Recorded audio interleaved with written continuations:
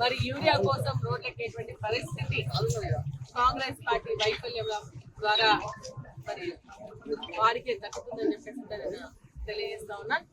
రైతులు ఏదైతే ఈరోజు పంట ఏదైతే ఉందో పెట్టుబడి పెట్టుకొని అప్పులు సప్పులు చేసి నాట్లు వేసుకుందామంటే నాటుకు సంబంధించినటువంటి అల్పుడు మందు లేదు.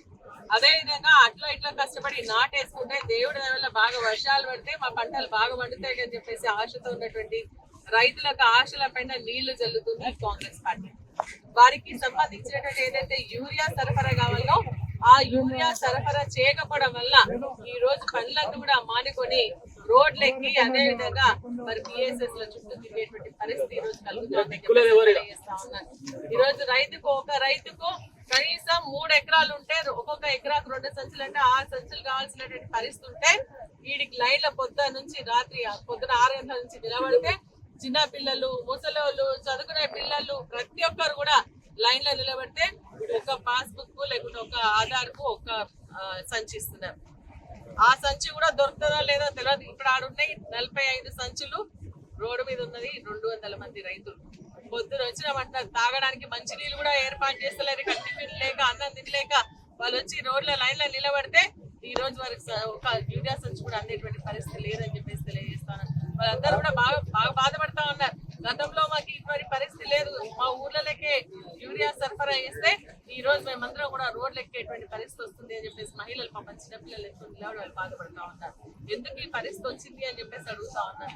మరి రైతు అన్నం పెట్టేటువంటి రైతు అడుగునేటువంటి పరిస్థితి దిగజార్చింది ఎవరు అని చెప్పేసి అడుగుతాను.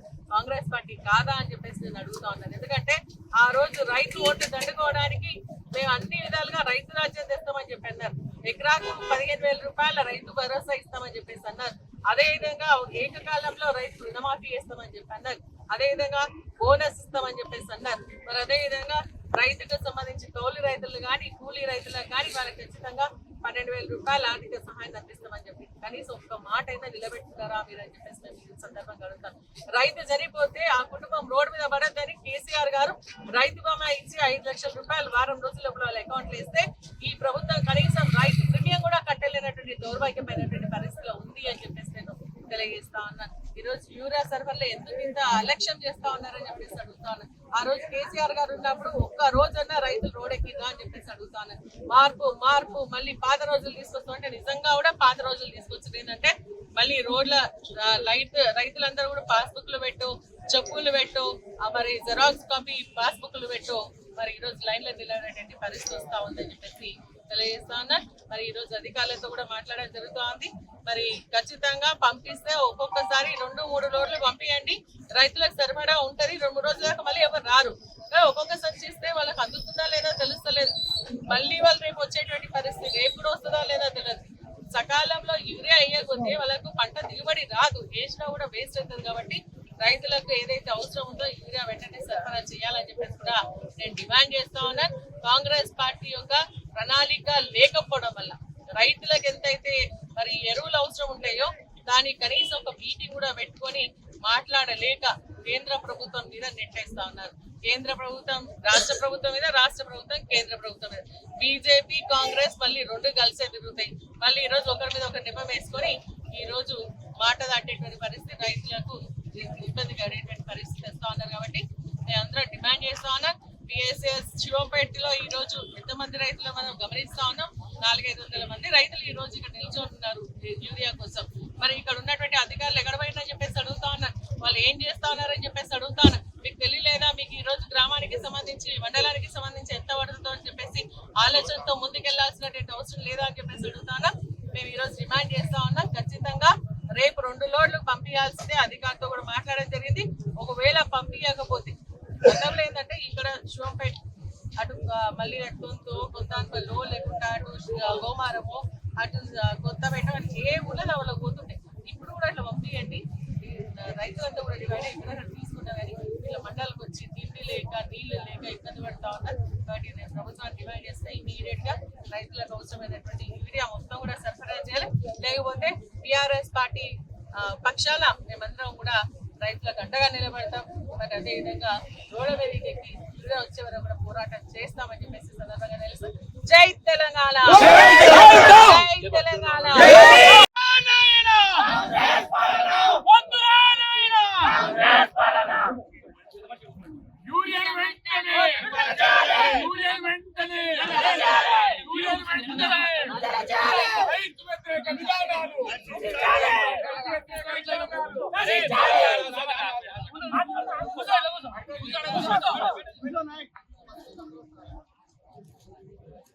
యూరియల్ వెంటనే యూరియల్ వెంటనే ఇదేమి రాజ్యం ఇదేమి రాజ్యం దొంగల రాజ్యం దోపిడీ రాజ్యం ఇదేమి రాజ్యం ఇదేమి రాజ్యం దొంగల రాజ్యం దోపిడీ రాజ్యం ఇదేమి రాజ్యం ఇదేమి రాజ్యం వద్దురా నాయనా కాంగ్రెస్ పాలన వద్దురా నాయనా కాంగ్రెస్ పాలన వద్దురా నాయనా కాంగ్రెస్ పాలన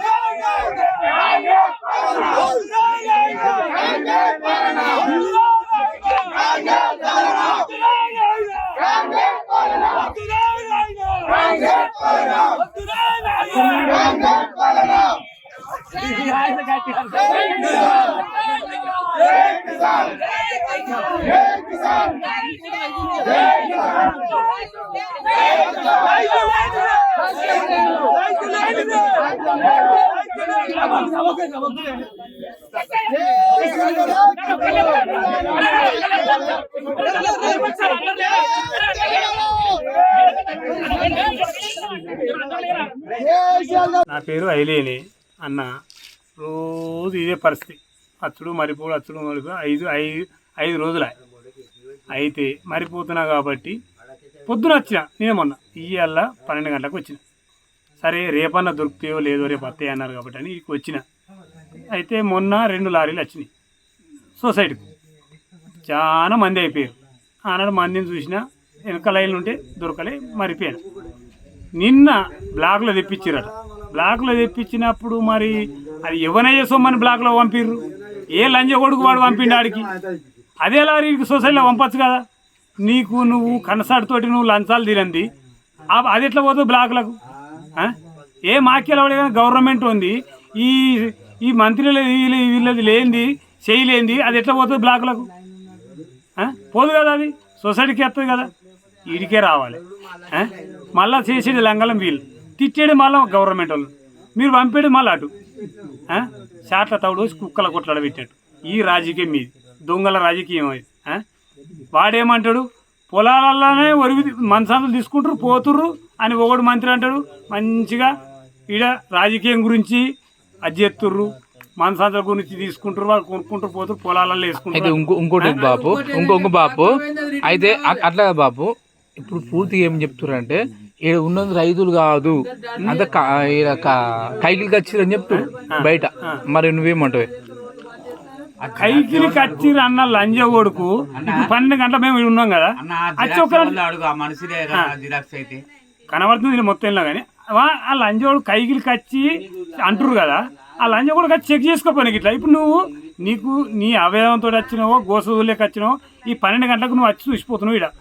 అయితే వీళ్ళకి ఏమవుతుంది పరిస్థితి, ఏం కథ అని వచ్చి చూసిపోతున్నావు, నువ్వు తీసుకొని పోతున్నావు. అసలు ఆ అన్న లంజోడికి వచ్చి వీళ్ళు రాజకీయ నాయకుల పాస్బుక్లు పట్టుకొని వచ్చిర్రు, వీళ్ళకి మందు కావాలని వచ్చిర్రా, యూరియా కావాలని వచ్చిర్రా, తాగ మందు కావాలని వచ్చిర్రా, లేకపోతే ఈ రేవంత్ గాడు సత్యమంది ఇస్తానే వచ్చిర్రా అని తెలుసుకొని పోరా. వాళ్ళు లుచ్చా లంజోడక గాడ నుండి ఉండి రాజకీయం గురించి ఊరియా గురించి రాజకీయం చెప్తుర్రని వీళ్ళు పొలాలలో ఉంటుర్రు మంచిగా. నువ్వేంద్రా అనే లంజోడకావు? నువ్వు అందులో కూడా చేసినవురా. కేసీఆర్ మోసేకి నీళ్ళు తాగి నువ్వు అప్పుడు వేయలేదురా నువ్వు ఇది? అప్పుడు కూడా నువ్వే చేసినావు ఈ పదవి. ఇంకేం రవి, మీకు ఇజ్జత లేని మాటలు చెప్పాలంటే జనం సరిపోతలేరురా. మీకు తెలుగులే మొత్తములా మీరు చేసే బ్లాక్ వాడు చెప్పినప్పుడే తన్నే బర్రెను ఏమంట చూడు ఈ పాలిచ్చే బర్రెను ఇడిచిపెట్టి తన్నే బర్రె ఎంబడి పోదామన్నాడు. అదే శాస్త్రం కేసీఆర్ చెప్పిండు, మాకు వచ్చింది గదే గతి. మీరు ఉన్నొద్దులు మా బతుకు గింతే కానీ మీకు అత్తది నడమ, ఎప్పుడో మీరు మా పోతారు కానీ మా ఉసురు తలుగుతుంది, తప్పక తలుగుతుంది, పోతారు మీరు. కానీ మీకు ఏర్పడుతుంది ఆ గతి.